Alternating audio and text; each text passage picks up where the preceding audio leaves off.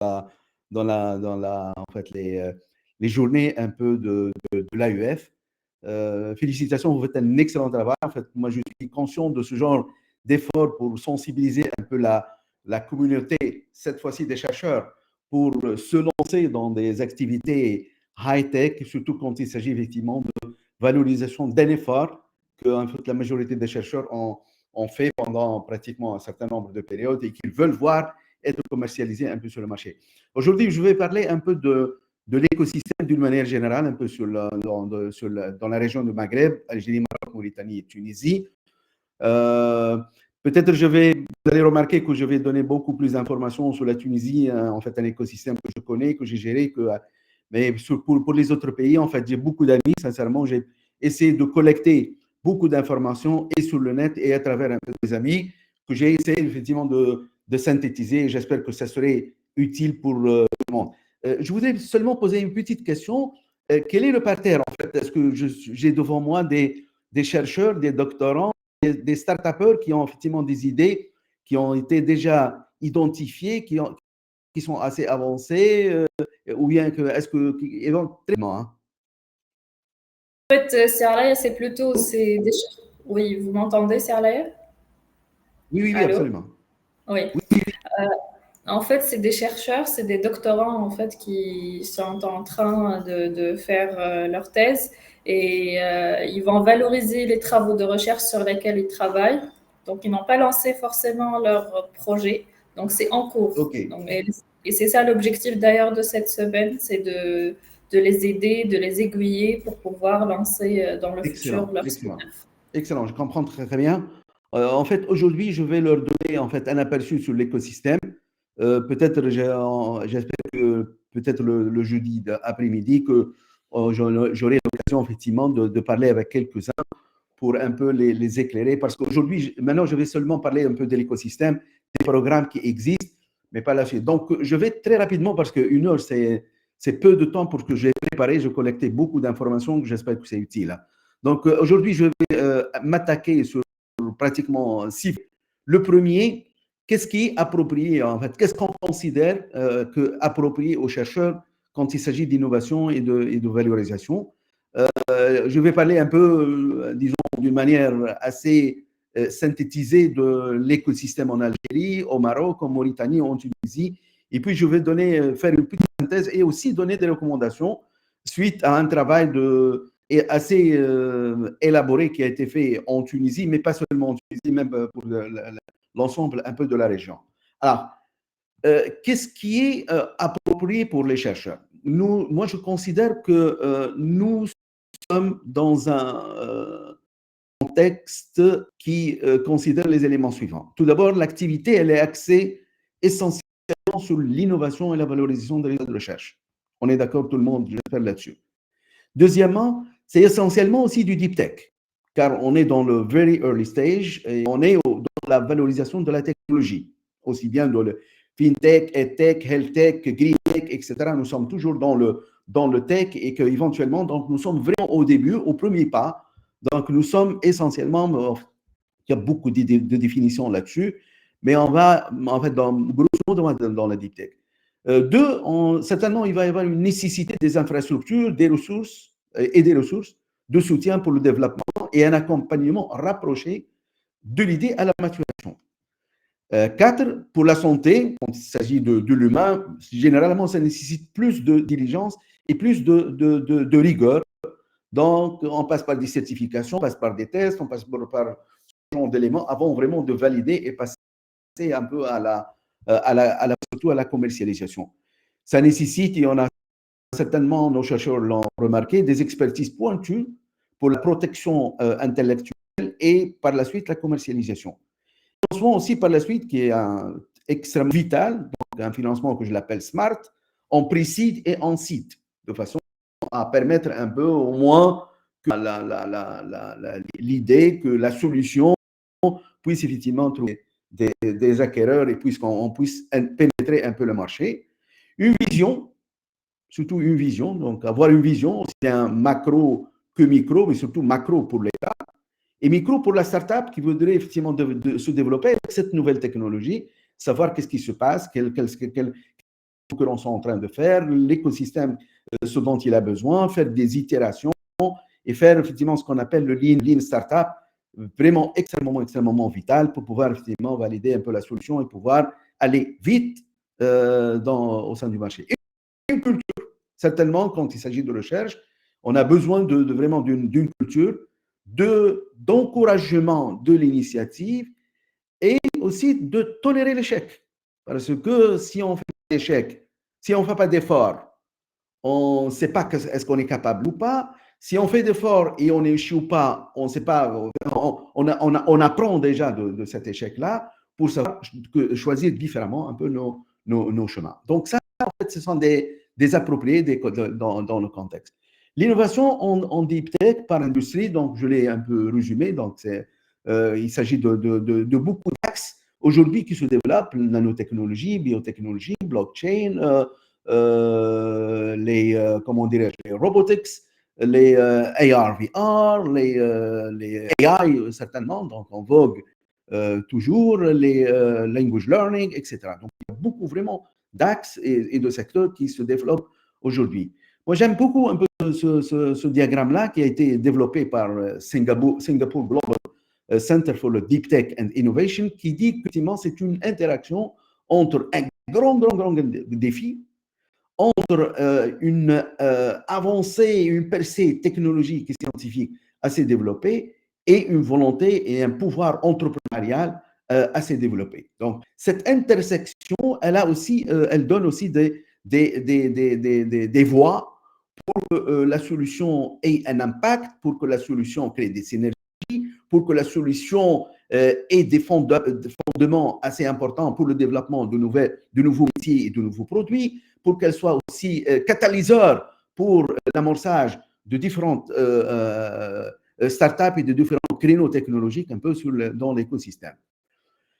Il faut être aussi conscient que quand on se développe un peu dans la technologie, il y a des niveaux. On pourrait effectivement des niveaux de préparation, des niveaux de préparation technologique, des niveaux de préparation entrepreneuriale, des niveaux de préparation en propriété intellectuelle. Quand je dis préparation, ça veut dire readiness, donc readiness, des niveaux de préparation de l'équipe elle-même. Il se pourrait que parfois on a une excellente solution, etc., mais parfois un peu tu trouves une faille au sein de l'équipe qui n'aide pas effectivement à ce que la solution puisse effectivement arriver à temps ou bien se développer comme il le faut selon les exigences un peu des temps un peu pour le marché. Aussi la préparation pour que les clients soient aussi eux-mêmes prêts pour accepter, pour acquérir un peu la solution. Donc il faut aussi les préparer, les tester, faire des va-et-vient avec eux de façon à ce que la solution soit ce que effectivement les clients veulent. Et enfin aussi la préparation de la levée de fonds. Est-ce que vraiment, en fin de compte, est-ce qu'on est prêt à lever les fonds? Est-ce que l'investisseur il va aimer ce que nous avons préparé ou pas? Donc ça aussi, c'est quelque chose d'extrêmement important. Alors quand il s'agit de technologie, il y a les chercheurs, effectivement, certainement une bonne majorité d'entre eux, ils sont passés par ces appels-là de technologie readiness level de 1 jusqu'à 9, de 1 jusqu'à la recherche basique, la formulation de la technologie, la validation, et puis un peu le minimum viable product, et puis aller donc de façon à simuler la chose, donc avoir un peu d'action du marché pour arriver à ce qu'on appelle le product market fit, et puis etc., jusqu'à ce que finalement la technologie serait mature un peu sur le marché. Et ça, c'est vraiment des étapes qui sont extrêmement importantes, qui nécessitent beaucoup d'appui, beaucoup de ressources, d'infrastructures aussi pour pouvoir effectivement les valider et arriver un peu sur le marché. Une tendance internationale, c'est que les gouvernements du monde entier, ils sont en train de s'acharner. Il y a une grande volonté de se positionner et de puiser sur les ressources humaines qu'on a dans le pays pour qu'ils soient les futurs bâtisseurs, pour qu'ils soient vraiment des entrepreneurs innovants qui proposent des solutions dont le monde entier a besoin, des solutions à très haute valeur ajoutée. Donc, c'est pour cela que les gouvernements mettent des incitations fiscales, des financières, des subventions pour que finalement, les startups et les chercheurs puissent effectivement stimuler un peu leur innovation, créer même des parcs technologiques, créer des clusters, faire des collaborations internationales, donc nationales et internationales, de façon à pouvoir effectivement arriver avec la solution. Et aujourd'hui, on remarque, surtout si je prends un peu le continent africain, dans lequel ces jours-ci, nous sommes en train vraiment d'agir. En fait, j'étais récemment donc, à Ouganda et j'ai vu vraiment une volonté politique et aussi une volonté de la jeunesse qui veulent effectivement leapfrogging de façon à se rattraper un peu et rattraper plutôt le retard qui est passé, et ils sont conscients un peu de leurs problèmes et ils veulent effectivement, à travers l'innovation et le développement technologique et ce que proposent les universités ougandaises, ils veulent effectivement. Ce n'est pas seulement le cas d'Ouganda, c'est le cas de beaucoup de pays africains qui sont conscients qu'il y a 4 axes qui sont extrêmement importants et qui nécessitent aujourd'hui des solutions telles que l'agriculture, qui va effectivement développer des solutions pour résister à la sécheresse, pour optimiser l'utilisation de l'eau, pour augmenter le rendement grâce à l'ingénierie génétique, etc. Aussi de santé, donc pour effectivement, tels que la télémédecine, pour avoir des traitements tels que la prévention des maladies, et comme vous le savez, donc, en Afrique et en Afrique du Nord aussi, il y a en fait des besoins dans ce sens-là qui sont extrêmement importants. L'énergie. Alors là, on est tous conscients de l'importance un peu de cet axe-là. Donc, les technologies avancées devraient effectivement aider à résoudre le problème de la pauvreté énergétique. C'est un terme qui devient de plus en plus utilisé aujourd'hui pour garantir un accès durable de l'énergie. Et l'éducation, je crois, en Afrique, c'est une région dont la jeunesse de 15 à 24 ans, elle représente plus que 50% un peu des populations et qui vont atteindre 1,3 milliard d'individus en 2050. Donc aujourd'hui, on espère que les technologies avancées et l'intelligence artificielle peuvent aider à trouver les bonnes solutions pour les scolariser et aussi pour les outils pour qu'ils soient des entrepreneurs qui créent de l'emploi et pas seulement un peu qui soient des gens. Alors, avec tout ce que les gouvernements sont en train effectivement de préparer, moi j'ai fait une petite comparaison avec ce qui se fait, ce qui se prépare, ce qui se passe dans les 4 pays du Maghreb. L'Algérie, donc on voit qu'il y a 3 axes sur lesquels je vais me focaliser: les lois et les incitations, l'appui à l'écosystème, en fait, incubateur, accélérateur, startup studio et tout ça, et aussi l'appui à créer des fonds, etc., pour pouvoir effectivement accompagner les startups à voler de leurs propres ailes, aussi bien localement que international. Sur le plan incitation, en Algérie, en fait, il n'y a pas vraiment de loi de Startup Act, mais il y a beaucoup en fait, de mesures qui ont été promulguées par le gouvernement, qui sont assez encourageants, de façon à ce que les individus, les investisseurs puissent effectivement s'investir. Il y a un collège, par contre, de startups qui a été créé, et aussi le nombre un peu de startups, il est vraiment spectaculaire. Maroc, pas spécifiquement, mais c'est exactement la même chose. Donc, il n'y a pas de Startup Act au Maroc, mais il y a en fait beaucoup d'encouragements qui ont été effectivement accordés précisément donc, aux startups. En Mauritanie, oui, il y a eu un Startup Act qui a été promulgué donc, le 9 septembre 2023 et qui, effectivement, beaucoup d'incitations non seulement donc, à la startup, mais aussi aux structures d'appui. Donc, les structures d'appui en Mauritanie, ils sont aussi labellisés que les entrepreneurs. Donc, il y a un encouragement pour la création de structures d'appui. C'est quelque chose qui est vraiment salutaire.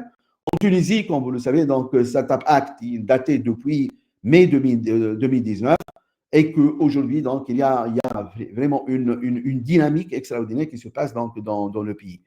Quant à l'appui à l'écosystème, donc, en fait, les structures d'accompagnement des startups, les liens et les ponts avec les écosystèmes internationaux, les liens avec les partenaires internationaux. Donc, il y a beaucoup, pas seulement, en fait, c'est pas seulement les structures, mais il y a toute une dynamique qui se met en place. L'Algérie, oui, donc elle a effectivement mis en place des choses vraiment très, très intéressantes. En fait, l'année dernière, l'année d'avant, en fait, j'ai participé dans la Africa Startup Conference, qui est vraiment impressionnante, que je considère une locomotive pour qu'effectivement le gouvernement algérien puisse effectivement aller de l'avant et implémenter un peu. Donc, il y a une visibilité à l'échelle de tout le continent africain que le gouvernement algérien est en train de préparer. C'est quelque chose de très, très intéressant. Le Maroc, oui, il y a donc un programme très, très ambitieux. Il y a, pas effectivement spécifique un peu initialement à un Startup Act qui donne un peu des avantages pour les structures, non, mais à travers des programmes antérieurs qui ont été renforcés de façon à qui ont appris un peu de ce qui a été fait auparavant et qui les ont renforcés de façon à dédier davantage un peu d'appui pour les startups. Pour la Mauritanie, des programmes aussi antérieurs, pas de nouveau, en fait. À l'exception, comme je l'ai dit, dans le Startup Act, il y a effectivement des avantages qui sont accordés aux structures pour qu'ils soient labellisés. Donc, il y a des KPI, il y a des conditions pour que, effectivement, ces structures, il y a aussi des appuis. En Tunisie, oui, donc il y a eu tout un programme donc pour les SSO, on les appelle SSO, Startups Supporting Structure. Oui, à travers Smart Capital. En fait, Smart Capital, c'est une société, mais aussi c'est une société qui veille donc à la mise en place pour les startups, et ça a été fait depuis juillet de 2019. Quand il s'agit de fonds ou de fonds, oui, l'Algérie, elle a mis en place l'Algeria Startup Fund, très ambitieux comme fonds. Donc, j'ai eu la chance, en fait, d'avoir le directeur général donc, à Smart Capital quand j'étais à la tête de la société, où on avait parlé vraiment de collaboration, et je suis extrêmement optimiste quant à l'impact que va avoir un peu le ASF un peu sur l'écosystème des startups en Algérie. Au Maroc, pas de fonds, en fait, un début, mais il y a aussi plusieurs fonds. Il y a une dizaine pratiquement de fonds. Et l'écosystème, moi, je le considère, il est assez garni, il est bien, donc il est fonctionnel, opérationnel pour pouvoir effectivement donner la chance aux startups dans les différentes phases, aussi bien d'amorçage, de croissance, ou bien d'expansion internationale. Ils peuvent trouver des mains. Et pas, en fait, l'idée de fonds, elle germait. En fait, j'ai parlé avec des amis marocains, mais pour le moment, il n'y a pas eu de lancement vraiment de fonds pour la Mauritanie, pas encore aussi pour le fonds. La Tunisie, le fonds Anava, oui, depuis mars 2021, il a été lancé. Et aussi, il y a 10 fonds sous-jacents donc, qui ont été créés suite à ça. Alors, très rapidement, je vais parler un peu de l'écosystème algérien. C'est une volonté ferme, comme je l'ai dit, pour appuyer vraiment un peu cette tendance et ce new mindset qui est en train d'être mis en place, avec une hausse spectaculaire de 228% en 2 ans. Le nombre de startups, vous allez le voir, en fait, pratiquement de zéro, j'ose dire, un peu. On est aujourd'hui à 1100 startups labellisées en Algérie. C'est quelque chose d'extraordinaire qui se passe. Dans un écosystème d'innovation et de croissance, l'Algérie aussi affirme sa volonté pour vraiment être un acteur à l'échelle du continent. Il y a un cadre réglementaire, comme je l'ai dit, il n'y a pas vraiment spécifiquement un Startup Act dédié seulement pour les startups, mais il y a un cadre réglementaire et juridique au développement des startups, mais aussi des PME innovantes, des micro-entreprises, etc., qui peuvent effectivement avoir des incitations fiscales, financières, etc. Il y a aussi une qui a été mise de façon à ce qu'il y ait entre les startups et les investisseurs. Il y a eu aussi une annonce de monsieur le ministre, donc, Walid, pour effectivement l'augmentation du fonds des startups dans Algérie Startup Fund jusqu'à 1,2 milliard de dinars. C'est vraiment assez impressionnant comme taille de fonds pour pouvoir effectivement donner la chance aux startups. Il y a une agence nationale de l'auto-entrepreneur qui a été créée depuis 2024. Comme je l'ai dit, 1100 startups labellisées, avec non seulement les startups, mais aussi il y a des structures d'incubation qui ont été mises en place. On est passé de 14 à 60 entre 2020 et 2030. Ça aussi, c'est quelque chose de salutaire. Il y a aussi comme je l'ai dit, donc la conférence africaine des startups qui est en train effectivement de jouer le rôle de locomotive pour drainer un peu et les startupeurs et les investisseurs et les acteurs locaux et surtout africains pour effectivement se développer un peu à l'échelle des continents. Il y a aussi une déclaration ministérielle qui a été faite. Aujourd'hui, l'Algérie aussi a sa part comment dirais-je, de start-up notable et qui se respecte. Bien sûr, aujourd'hui, il y a beaucoup de monde qui la considère comme étant une licorne, qui est en train de jouer aussi un effet locomotive, un peu, c'est le Uber un peu algérien qui effectivement fait des résultats spectaculaires. Il y a d'autres, il y a aussi d'autres à suivre qui sont en train de vraiment de se développer comme Go, Longueuil, Banksy, etc., qui se font. Donc, ça, c'est très rapidement un peu l'Algérie. Donc, si je passe un peu au Maroc. Le Maroc aussi, c'est un écosystème vibrant, extrêmement intéressant pour les startups. Le directeur des investissements du fonds Digital Morocco, donc il a annoncé que le Maroc va être le nouveau paradis des startups en Afrique. C'est très ambitieux, mais je suis extrêmement content. C'est avec effectivement ce genre de slogan qu'on motive un peu notre ambition de façon à aller de l'avant et progresser un peu dans le pays pour le Maroc, pour devenir vraiment le troisième plus grand investisseur dans les startups donc, en Afrique. Le Maroc s'efforce donc à stimuler la croissance en mettant l'accent sur l'innovation, donc avec une croissance de pratiquement de 93%, donc jusqu'à 2023, en fait, ce qui a été pratiquement réalisé. Il y a plusieurs fonds aussi d'investissement, comme je l'ai dit, qui se concentrent sur les entreprises technologiques, en se classant au 5e rang sur le continent en termes de transactions et visant un peu la troisième position. Une dizaine de fonds déjà qui sont là. Il y a aussi donc plusieurs accords avec des institutions internationales, dont essentiellement Startup Blink, de façon à travailler vraiment pour positionner le Maroc dans le Global Startup Ecosystem Report. Aujourd'hui, le Maroc en 34e position, c'est quelque chose d'extrêmement honorable. Donc, si vous voyez effectivement ce qui se passe donc avec d'autres pays, effectivement, en Afrique.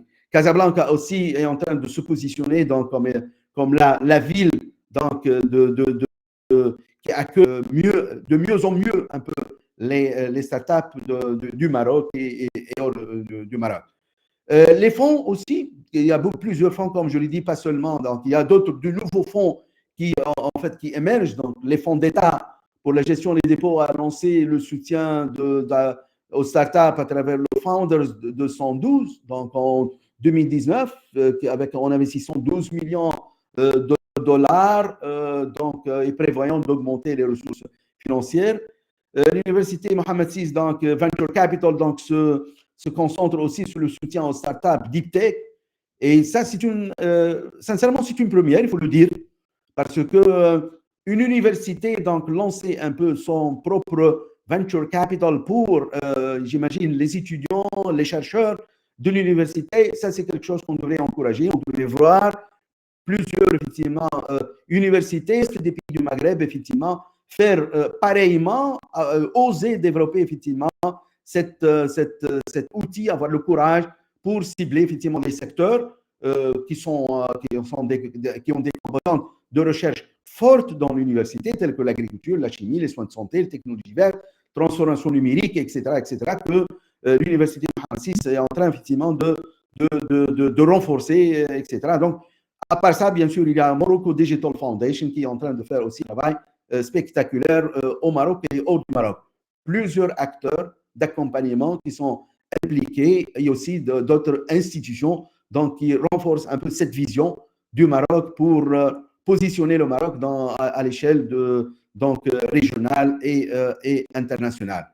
Les tendances, je pense que comment dirais-je, l'écosystème marocains, d'après une bonne analyse de beaucoup d'observateurs, donc ils voient qu'effectivement l'écosystème marocain est en train d'aller sur la bonne voie avec une augmentation de 20% du nombre de startups qui pourraient effectivement atteindre, donc de fin 2024, pratiquement 1000 startups. Donc, vraiment, c'est quelque chose de extrêmement intéressant qu'on pourrait effectivement voir dans un des pays du Maghreb pour effectivement jouer un rôle très important et inspirant pour le reste des pays du Maghreb et de l'Afrique. En Mauritanie, sincèrement, j'ai eu quelques difficultés effectivement à avoir de l'information, aussi bien à travers des amis que sur le net. Mais en fait, de compte, j'ai pu effectivement avoir au moins une copie du Startup Act de Mauritanie, effectivement étudié avec beaucoup d'attention. Effectivement, le Startup Act de Mauritanie qui est promulgué le 9 septembre 2023, donc il spécifie un peu un certain nombre d'incitations pour l'encouragement à l'entrepreneuriat, la labellisation des startups, qui était extrêmement attendue par l'écosystème. Il y a une bonne communauté de jeunes et de talentueux d'entrepreneurs en Mauritanie qui attendaient ça depuis longtemps. Et finalement, dans septembre 2023, donc il y a eu la promulgation de la loi avec des incitations que j'ai vues sincèrement qui se rapprochent un peu au modèle tunisien, vu que effectivement le Startup Act de Mauritanie, il a considéré les 3 acteurs clés du développement de la culture de startup et de ça, c'est l'entrepreneur, l'investisseur et la startup elle-même. Donc, la libéralisation, l'encouragement donc à l'innovation, à la technologie, à travers l'accès privilégié des espaces d'innovation, exonération fiscale et facilitation administrative liées essentiellement à l'importation de matériel informatique, accompagnement aussi à la protection de la propriété intellectuelle, c'est quelque chose de très important pour un start-upper, l'accès au marché, et que dire effectivement, que dire de l'importance effectivement de l'accès au marché qui est très important. Donc, ça a été considéré dans la loi et sincèrement, je voudrais voir un peu dans les degrés d'application comment effectivement on va mettre ça certainement à travers des programmes, mais c'est quelque chose de bien. Ah ben, l'accès au marché public, c'est une bonne chose. En fait, c'est vraiment une bonne chose. Elle existe aussi au Maroc, elle existe aussi en Algérie. C'est l'équivalent de Small Business Act, comme aux États-Unis en 1988. Donc, il y a eu le Small Business Act. Ça veut dire que les grands projets de l'État doivent dédier un certain pourcentage pour la PME et ici, donc le gouvernement mauritanien aussi pour les startups. C'est une excellente chose parce que ça va donner les startups non pas de référence quand ils vont créer un peu leur startup et ça va leur donner la possibilité de vivre avec ces accès au marché, d'avoir j'imagine peut-être de gré à gré. Hein, donc, ces marchés-là, ça va vraiment les aider donc, à avoir une référence locale avant d'aller effectivement à l'international. L'accompagnement des talents, donc aussi, elle est vraiment considérée avec les exonérations patronales, les exonérations de charges sociales, etc., qui ont été aussi considérées. Il y a l'incitation, bien sûr, aux investisseurs locaux et étrangers à investir dans les fonds locaux, avec des produits, des services adaptés donc, aux startups. L'objectif de Startup Act Mauritanie, c'est d'avoir 300 startups dans les 5 années à venir. Ça veut dire de 2023, bon, il faut dire que peut-être 2024, 2025, il va y avoir un peu les degrés d'application et c'est à partir des degrés d'application qu'on va commencer à compter les 5 années. Il devrait y avoir effectivement 300 startups, donc pratiquement une soixantaine de startups par an et 3000 emplois, pratiquement 10 emplois par startup. Le programme aussi ambitionne créer 12 structures d'appui, incubateurs, accélérateurs, etc.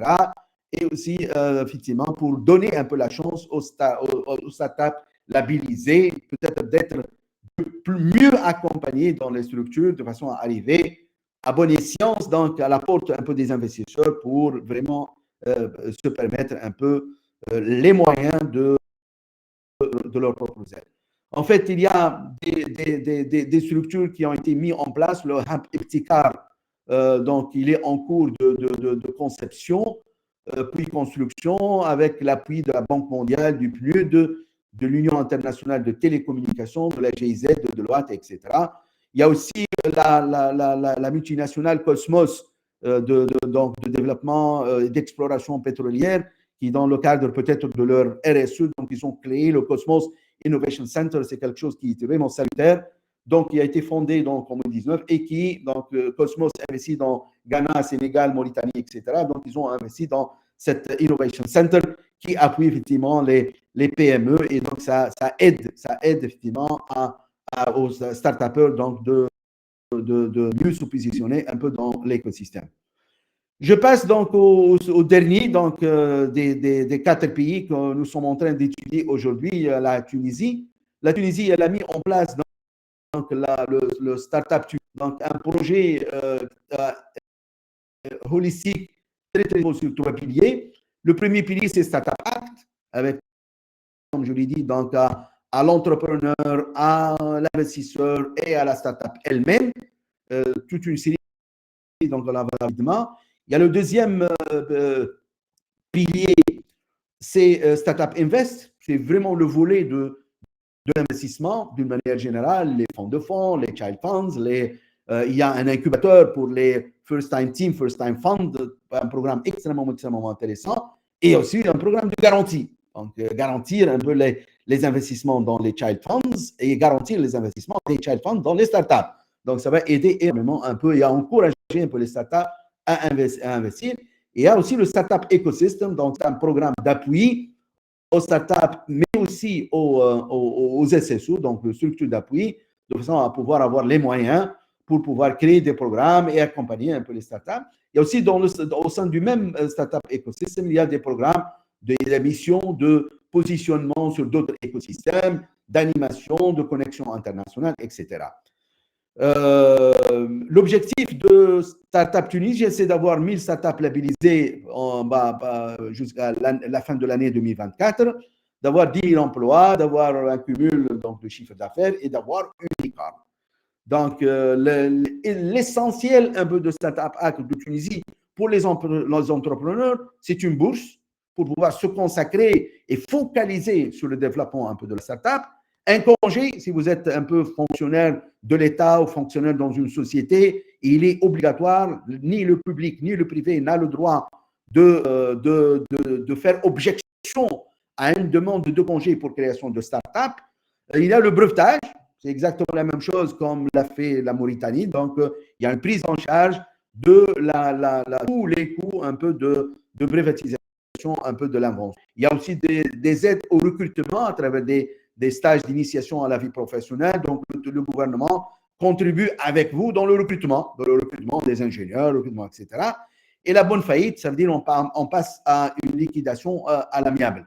Pour les investisseurs, il y a le classique, c'est-à-dire le dégrèvement fiscal, donc pas d'impôt sur la société pendant pratiquement 8 ans. Donc, tant que vous êtes au sein de la startup, donc il y a une durée de 8 ans, donc tant que tu continues à bénéficier un peu des exonérations fiscales, les impôts sur les plus-values, oui, le jour où vous allez sortir avec les plus-values, vous ne payez pas les impôts qui obligent un peu d'autres investisseurs dans d'autres circonstances, dans d'autres PME à le faire. Les instruments d'investissement, les obligations convertibles, ils sont autorisés, même s'ils ne convertissaient pas les bonds, les obligations anciennes, etc. Donc, c'est une facilité qui est donnée aux startups. Et les fonds de garantie, comme je l'ai dit, donc, c'est quelque chose qui encourage les investisseurs à investir dans les child funds et qui encourage les child funds à investir dans les startups. C'est quelque chose de bien. Pour les startups, donc, il y a un portail. Donc, on vous donne de la visibilité sur un portail. Tout le monde va vous connaître sur le portail de Smart Capital. Vous ne payez pas les impôts sur la société. On vous prend en charge toute la cotisation patronale sociale donc, pour la société. Et ce n'est pas peu pendant 8 ans, imaginez, ce sont vraiment des montants colossaux, donc que l'État prend en charge. Il y a aussi des comptes spéciaux en devises, vous êtes opérateur agréé, vous avez un green, le feu vert, le fast track avec la douane, vous avez la carte technologique. Bon, il y a des choses qui, effectivement, qui encouragent un peu la start-up. Pour l'écosystème, on a aussi créé pour les startups deux programmes, R et R2. R, c'est pour finaliser votre prototype, donc on vous donne 10 000 euros. R2, c'est pour l'investment readiness, donc on vous aide à pouvoir, comment dirais-je, se préparer à l'investissement. Tous les chercheurs savent que une fois que vous avez déjà le prototype, tu ne peux pas avec le prototype aller sur le marché. Il y a beaucoup de choses à faire. Vous allez faire des itérations entre vous et le marché. Donc, vous devez faire, il y a beaucoup d'efforts, il y a beaucoup d'ajustements, il y a beaucoup de sous à dépenser, il y a beaucoup d'énergie à dépenser aussi. Donc, il y a beaucoup de choses. Donc, c'est pour cela qu'on prend en considération tout cela et on met à la disposition de la startup et de l'équipe 200 000 dinars, c'est l'équivalent de 70 000 euros. Donc, c'est un temps donc, qui est donné un peu à l'équipe pour pouvoir un peu se préparer à ça. Pour les structures, il y a aussi d'autres programmes que nous sommes en train de réfléchir à mettre pour les startups. Pour les structures d'appui, il y a aussi deux programmes, un qui est déjà opérationnel, l'autre il est en cours, c'est le développement. Là, on donne aussi 70 000 euros pour les structures d'appui, les incubateurs accélérateurs, de façon à créer de nouveaux programmes. Par exemple, un incubateur dans une zone lointaine, déshéritée, un incubateur pour les femmes aussi dans une zone, même si vous êtes dans la capitale, un incubateur dédié à l'intelligence artificielle, oui, on vous donne un incubateur dédié pour le health tech, oui, 70 000 euros, etc., etc., etc. Là où on sent qu'il y a un besoin et que vous êtes en train de rendre service et que vous êtes en train d'impacter l'écosystème, on vous donne effectivement les 70 000 euros dedans pour que vous puissiez aller de l'avant. Sale, c'est un autre programme qui est basé sur la performance. Donc, si vous êtes un incubateur qui a aidé des startups à être les, on vous donne sur chaque startup labellisée un bonus. Si vous avez aidé une startup à lever les fonds, on vous donne pour chaque levée de fonds par les startups que vous abritez dans votre incubateur accélérateur, un bonus de façon à ce que vous continuez cet effort-là et vous aidez les startups à être labellisées et à pouvoir lever les fonds. Aujourd'hui, donc, au mois d'octobre, on a 1077 startups labellisées en Tunisie, on a 97 donc SSO, incubateur accélérateur, on a 100 coworking facilities, space, on a des levées de fonds, on a 9 business angel network donc, qui ont été créés. On a créé un programme extraordinaire qui s'appelle Halo, donc qui a boosté en fait la communauté des jeunes investisseurs qui n'ont pas vraiment d'expérience dans l'investissement dans les startups. Et on les a rassemblés, on les a formés, on leur a donné des toolkits, on les a mis en contact avec des Business Angel Association en Europe, aux États-Unis, etc. Et ça, donc, et ça a énormément aidé à développer. Donc, vous voyez un peu, ce n'est pas seulement les entrepreneurs et les investisseurs institutionnels qui sont corrects, mais aussi les business angels. Ils jouent effectivement un rôle très important. Et surtout pour vous, un peu les chercheurs, les business angels peuvent jouer un rôle beaucoup plus important que les structures et les fonds institutionnels. Parce que pour les fonds institutionnels, vous allez les contacter plus tard. Mais le moment où vous êtes chercheur, le moment où vous êtes en train de valider votre solution, c'est vraiment très important d'avoir des business angels à côté pour pouvoir vous accompagner dans tout cela. Donc, vous voyez un peu, regardez un peu la structure dans les SSOs en Tunisie, donc de l'idée au POC, au MVP, au go-to-market, au early stage, etc. Donc, il y a aussi en fait des exits donc, qui se sont passés donc, en Tunisie. Donc, il y a du succès. Donc, des jeunes qui ont commencé petits et puis par la suite, ils ont levé des fonds de fonds avec des ou bien ils ont fait des exits. C'est là où c'est un échantillon de startups qui ont fait des exits. Lamna racheté par Appetito, Galactech racheté par JB Arena en Égypte, Instadip, tout le monde le connaît maintenant, qui a été racheté par BioNTech, donc avec 682 millions de dollars, mon Dieu, donc ça c'est la sortie la plus élevée en 2003 sur tout le continent africain. Et puis aussi l'Expansia qui a été racheté par Medus, donc une multinationale européenne basée au Suède, à Stockholm, donc qui a racheté la startup Expansia tunisienne, donc labellisée par nos services à nous, à Smart Capital. Des success stories, en fait, donc, comme je l'ai dit, donc il y a Instadib, Innova Robotics, Cumulus, WhatNow, NextProteins, Instadib, on l'a dit. Innova Robotics, elle crée des robots pour sécuriser donc les stations de pétrole, pour sécuriser un peu des choses. Elle a aujourd'hui des marchés aux États-Unis, en Europe, etc. Cumulus sont en train de convertir l'humidité de l'air en eau. Donc, de regarder un peu la vitalité de cette solution-là dans des zones désertiques, là où il n'y a ni eau, ni avoir un équipement qui va vous permettre de vivre et de survivre. WhatNow, c'est pour la gestion de la consommation énergétique un peu des entreprises, très important. NextProtein, c'est la nouvelle génération de startups qui utilisent les insectes pour alimenter les humains et les animaux et les poissons, etc. Donc aussi, c'est une startup qui est vraiment qui a gagné une excellente visibilité en 2022-2023 et on attend à ce qu'il pourrait effectivement avoir un exit extraordinaire.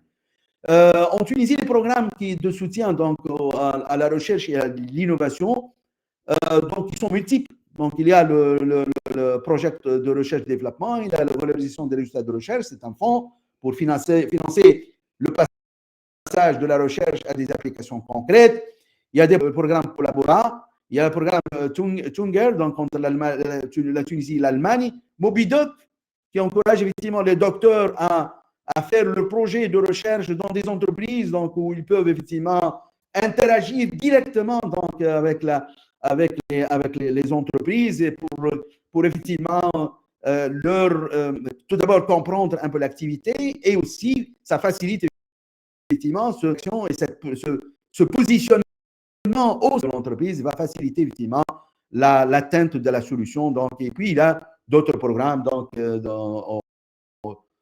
y a aussi qui ont été lancés par Technoria, on va effectivement en parler un peu. Brain, donc la Bridging Research and Innovation, un autre programme qui est vraiment très, très intéressant et réussi aujourd'hui. Il est vraiment appuyé par Columbia University, MIT, l'École Polytechnique de Paris. Donc, il y a beaucoup d'acteurs donc, de renom à l'échelle nationale et surtout internationale qui appuient un peu Brain aussi. Connectinov, bien sûr, tout le monde, et surtout dans le health tech, qui a un peu ses empreintes en Tunisie et son track dans l'accompagnement un peu des entreprises qui ont vraiment pu percer par la suite un peu à l'échelle nationale et internationale. AI Garage, dans tout ce qui c'est spécialisé dans tout ce qui est intelligence artificielle. Axia, oui, c'est une société française installée en Tunisie qui a créé donc un programme qui s'appelle Act Incube. Donc, c'est une initiative qui vise à soutenir les startups technologiques en fournissant des infrastructures, du mentorat, des opportunités de collaboration, etc. Technoria, que j'ai mentionné, une initiative très, très intéressante qui a ciblé les chercheurs dans les universités, dans les technopoles à l'échelle de tout le pays, donc de façon à pouvoir capturer un peu le développement qu'ils sont en train de faire et convertir au max ce qu'ils sont en train de faire en des startups. Donc, il y a ici, très rapidement, donc il y a 10 technopoles qui ont été sensibilisés à l'entrepreneuriat technologique, 200 laboratoires, 800 chercheurs, 136 chercheurs qui ont candidaté donc, au programme, 24 chercheurs qui ont été initiés à l'entrepreneuriat, 13 chercheurs qui ont été incubés, 8 startups et entreprises deep tech créées, labellisées et accélérées. Donc ça aussi, il faut vraiment vivre l'expérience et être en contact avec les chercheurs pour savoir que vous avez pu finalement, en fin de compte, réussir à avoir 8 startups qui puissent convertir, se développer une phase pilote, etc. avec la société d'accélération transfert technologique à Paris-Saclay, un partenaire donc, qui a aidé un peu là. Et aussi d'autres dans des associations aussi en Tunisie. Donc, voilà. Donc, les défis qui ont été rencontrés par Deep Tech, c'est la création de valeurs socio-économiques. La Tunisie a fait un effort extraordinaire, mais elle est encore, donc à l'échelle mondiale, Donc, il y a beaucoup d'efforts qui restent à faire. La des innovations, ce n'est pas seulement à la Tunisie, mais la majorité des pays de la région MENA. J'étais à la Fondation arabe des sciences et technologies depuis 2007 et je connais que ça, c'est une faille. Un peu le passage de l'innovation au marché, elle a toujours peiné. Et ça nécessite beaucoup de sous, beaucoup de temps, beaucoup de patience, etc. Donc, les budgets publics alloués à la valorisation, ils sont toujours peu. L'accès compliqué aux infrastructures aussi. Le manque de compétences en entrepreneuriat aussi. La culture de la propriété intellectuelle elle-même, donc, elle est limitée. Et l'expertise, donc, elle manque donc, pour pouvoir effectivement donner la chance et avancer plus rapidement donc, pour le marché. Les recommandations de Technoria, c'est effectivement d'allouer un budget pour la recherche, se baser sur le partenariat public-privé pour vraiment ancrer la recherche et en lien direct avec les universités, développer un écosystème et surtout donc, la création de sociétés et de bureaux de transfert de technologie donc, dans le pays, donc, dans l'ensemble un peu des pays, pas seulement, mais ce n'est pas le cas de la Tunisie seulement. Faciliter l'accès des startups et des entreprises deep tech aux infrastructures avancées, donc dans les centres techniques, assurer un accompagnement adéquat et adapté aux spécificités, aux besoins des startups, donc créer des SSO spécialisés, comme je l'ai dit. Donc, nous, à Smart Capital, on aide et on donne un peu des subventions pour que les startups créent et se spécialisent dans différents artificiels, etc. Bien qu'aujourd'hui, l'intelligence artificielle est devenue un axe horizontal donc, qu'on peut utiliser dans le EdTech, Deep Tech, etc. Dans tout. Mais quand même, on est en train d'encourager que les SSO puissent, elles aussi, avoir les compétences de façon à pouvoir accompagner un peu les startups dans ces spécialités-là. Créer, en fait, moi j'appuie un peu la recommandation de créer une task force pour la Deep Tech, parce que ça nécessite effectivement, et ça rejoint un peu l'histoire de la task force pour Startup Act. C'est qu'une fois que la Startup Force a été créée, il y a eu une mobilisation et du secteur privé, de la société civile, des entrepreneurs, de la diaspora, et tout le monde a été mobilisé de façon à ce que le Startup Act puisse voir le jour. Donc, avoir une task force pour le tech et pour encourager et pour appuyer de façon à ce qu'ils puissent valoriser le résultat de recherche, moi, personnellement, je considère que c'est une excellente chose sur laquelle je ne vous cache pas qu'en revenant d'Ouganda, déjà, Ouganda, quand on était là, c'était en fait un sommet sur la Deep Tech.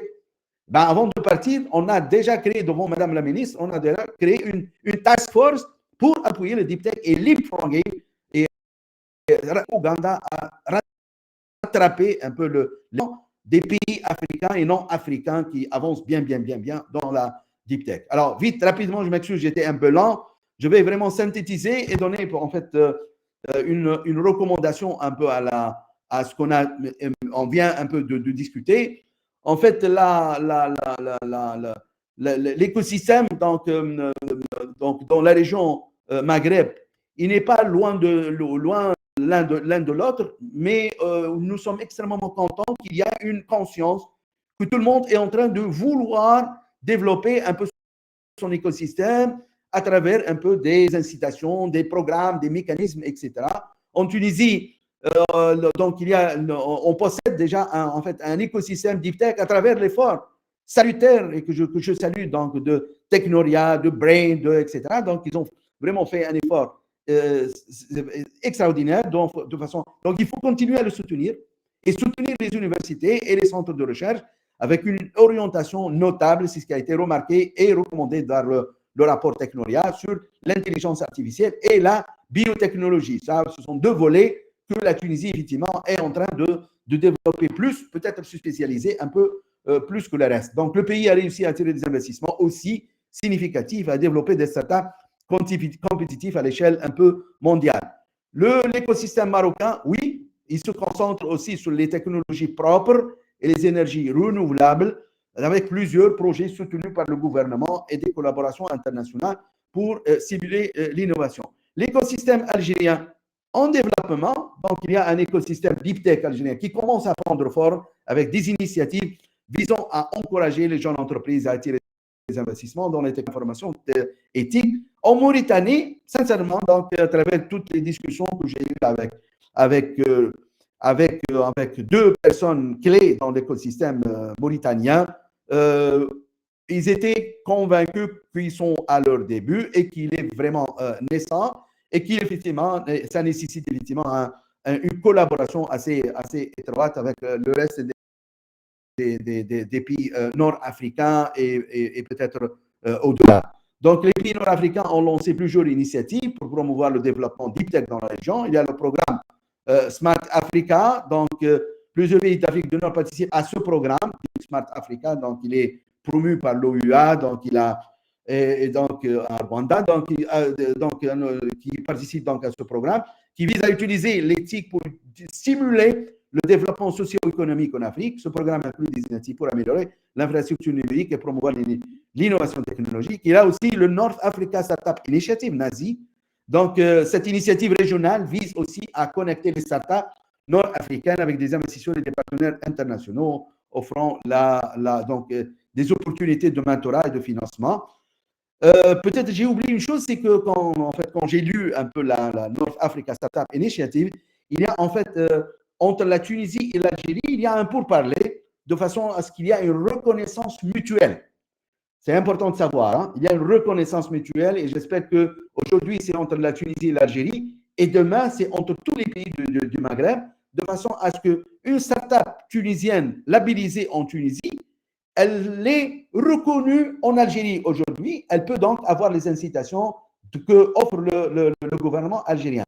La réciproque est vraie. Donc, une start-up algérienne, elle est aussi reconnue donc, en Tunisie. Elle pourrait avoir des incitations fiscales. Elle peut se positionner donc, et continuer un peu ses activités en Tunisie. Pour le moment, en fait, ils sont en pourparlers. J'espère que les choses se concrétisent un peu le plus tôt possible. Et si cette chose-là se concrétise entre la Tunisie et l'Algérie, moi, je pense que ça devrait se passer aussi entre la Tunisie, le Maroc, l'Algérie, le Maroc, la Mauritanie, la Tunisie, la Mauritanie, etc. Entre donc l'ensemble des pays du Maghreb. Et ça, vous savez qu'est-ce que ça pourrait créer? Ça pourrait créer une petite zone de développement technologique, un hub technologique nord-africain. Parce que si aujourd'hui, et d'ailleurs un peu la Startup Act tunisienne, elle donne les incitations, le package de 22 incitations, elle le donne à toute start-up, pas seulement nord-africaine, toute start-up internationale qui veut se positionner en Tunisie et utiliser la Tunisie comme base de son développement international. Donc, si ça se fait partout, donc on aurait dans toutes les régions du Maghreb, si bien sûr les start-up acts de tous les pays du Maghreb, les futurs start-up acts de tous les pays du Maghreb vont adopter une version similaire, une approche similaire, ça veut dire aussi être généreux pour donner ces avantages-là aussi aux étrangers, eh bien la région, elle va devenir un hub parce qu'il va y avoir un investissement libre d'une région à une autre et j'imagine aussi qu'il va y avoir une circulation libre un peu des solutions parce que les solutions qui sont en train de développer, c'est vrai, une partie, ça pourrait être des solutions hard, mais une autre partie va être une solution soft qui va passer les frontières à travers l'Internet, il va y avoir une circulation libre de solutions, etc. Donc moi, en fait, je rêve pour dire que effectivement, c'est quelque chose qu'il faut encourager, c'est quelque chose auquel il faut plaider de façon à ce que ça arrive au moins en Afrique du Nord, en attendant que dans la zone continentale de libre-échange africaine, la zone de libre-échange africaine continentale, en fait, la ZLECAf, la zone de libre-échange continentale africaine, c'est aussi l'ensemble des 19 pays africains aujourd'hui qui sont en train de se préparer à mettre en place le Startup Act. Et si tout le monde aussi donne la possibilité, l'ensemble des Africains peuvent investir dans leur pays et avoir les avantages de leur pays, eh bien, ce n'est pas seulement l'Afrique du Nord, mais toute l'Afrique va devenir une zone de libre-échange pour le développement technologique. Imaginez que ceci pourrait se passer dans les années à venir. Je vous jure que l'Afrique, à ce moment-là, a un hub, parce que c'est à ce moment-là que les investisseurs vont venir sur le continent africain. C'est pas à ce moment-là que Pourquoi ils vont venir à ça? Parce que tout un chacun dans son pays accède à tout le continent africain. Waouh! Waouh! Un pays comme la Tunisie qui a seulement 12 millions, comme le Togo qui a seulement 8 millions, il va devenir un hub pour toute la... Ben, c'est certainement, donc, les investisseurs américains, européens, avec des grands tickets, ben, ils vont venir, ils vont s'installer tout, ils peuvent cibler l'ensemble du continent africain.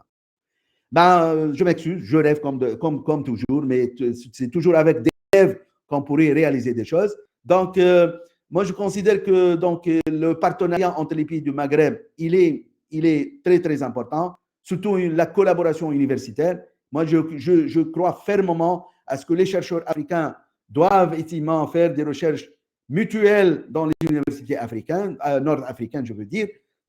Ça aide énormément donc, au développement des solutions, etc. Et puis, des initiatives de financement conjoint. Oui, pourquoi pas. Donc, nous avons discuté Smart Capital avec nos amis de Algeria Startup Fund de façon à ce qu'on syndiquer nos financements. Pourquoi pas. C'est de réduire le risque, de partager un peu les visions et les volontés, de partager un peu les opportunités donc ensemble. Moi, je considère que c'est une bonne chose. Donc, on va deux axes que je considère qui sont faciles à faire. Ça ne nécessite pas de loi, ça ne nécessite pas donc la collaboration universitaire, donc peut-être à travers des programmes tels que le Mobidoc, etc. Bon, en fait, allez, moi, je considère qu'il faut plaider, il faut tout le monde plaide un peu pour qu'il y ait des mobilités des chercheurs entre les pays du Maghreb et aussi la mobilité des financements entre effectivement les opportunités du Maghreb. Donc voilà, donc j'ai terminé ma présentation. Moi, j'ai cru que je vais rester en fait. Voilà.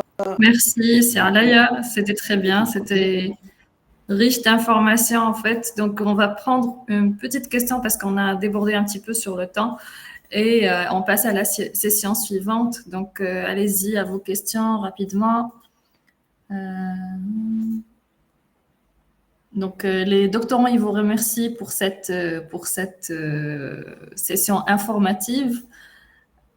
Madame Jihen aussi. Merci, Saleh, elle a dit merci, Saleh, de nous faire rêver. Merci beaucoup. Non, j'espère que c'est utile. C'est aussi mon rêve. Hein. C'est ça l'essentiel. Donc, tous les doctorants, ils vous remercient. Donc, alors, si vous avez une question, rapidement, on va la prendre. Puis, pour passer à la session d'après.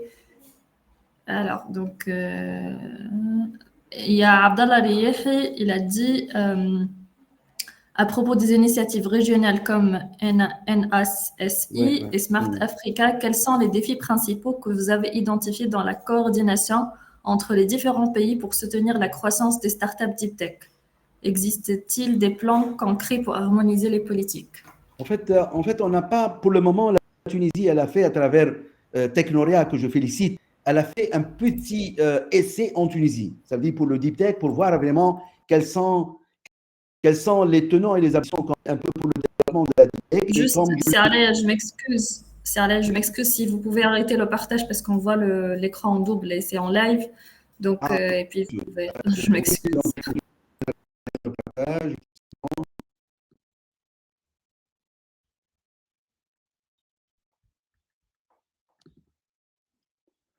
Donc, arrêtez le partage. En fait, oui, c'est bon, c'est allez-y. Bon, OK.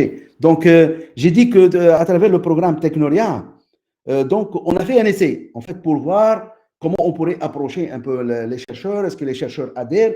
Comment on pourrait avancer avec la recherche? Bien sûr, on a appris beaucoup de choses avec le TRL 1 jusqu'à 9. On est bloqué aujourd'hui, par exemple, en Tunisie à 4 parce qu'on a vu qu'il y a beaucoup de choses, et sur le plan infrastructure, et sur le plan financier, etc., pour pouvoir avancer. Mais en fait, on n'a pas fait l'exercice d'avoir une collaboration dans la start-up deep tech d'une telle université avec d'autres universités africaines ou bien nord-africaines. Donc, ça, c'est une initiative qui vient d'être lancée et que je pense que, effectivement, le deuxième exercice, ça va être un exercice avec les pays du Maghreb. Donc, pour voir éventuellement, parce que je vois très sincèrement aujourd'hui, il y a quand même des obstacles sur le plan administratif. Donc, qui existent même en Tunisie, qui existent en Algérie, qui existent, etc. Donc, pour permettre, effectivement, comme je dis, aujourd'hui, si ce partenariat de reconnaissance mutuelle des startups ici et là entre la Tunisie et l'Algérie se concrétise, déjà, on va faire un excellent pas vers une meilleure coordination par la suite, un peu de développement des startups, aussi bien en Tunisie et en Algérie, pour qu'ils puissent effectivement travailler ensemble. Donc, essayons de voir tout d'abord comment les choses vont se passer. Est-ce que ce pourparler qui a commencé entre les acteurs de l'écosystème startup tunisien et algérien, ce sont les acteurs qui ont voulu qu'effectivement cette coordination et cette reconnaissance se fasse pour que le startup algérien bénéficie un peu d'un certain nombre de choses dans l'écosystème tunisien et vice-versa, se passe. Si les choses se passent, parce que nous sommes actuellement au sein de cet exercice-là pour réduire un peu les barrières, pour réduire un peu ces obstacles que je considère des obstacles purement administratifs. Il n'y a pas d'obstacles culturels. Moi, je considère que les chercheurs tunisiens, le peuple tunisien, donc ensemble, sincèrement, ils se respectent. Ça, on n'a jamais vécu de difficultés. Donc, il suffit que l'administration puisse trouver un peu les tuyaux de façon à ce que les liens se fassent. Les liens se fassent pour que les opportunités soient concrétisées. Merci beaucoup, Saalaya, pour votre réponse et pour votre disponibilité pour assurer la session d'aujourd'hui. Donc, je vous souhaite une excellente journée. On va passer à la session suivante. Merci beaucoup. Merci. N'hésitez pas donc Amel de me donner mon email s'ils ont besoin de quelque chose. Je suis à votre disposition. Exactement, Saalaya, il va être parmi les menteurs pour l'avant-dernier jour. Il va vous accompagner sur certaines parties, donc vous pouvez collaborer ensemble, vous pouvez discuter davantage. Merci beaucoup, Saalaya. On passe à Madame Mounet Marakchi à la session suivante, qui est la session, c'est une session de formation sur la problématique. Bye bye, bonne journée. Madame Mounet, elle vous passe le bonjour en fait. Donc, je vous invite sur scène, Madame Mounet, pour la formation.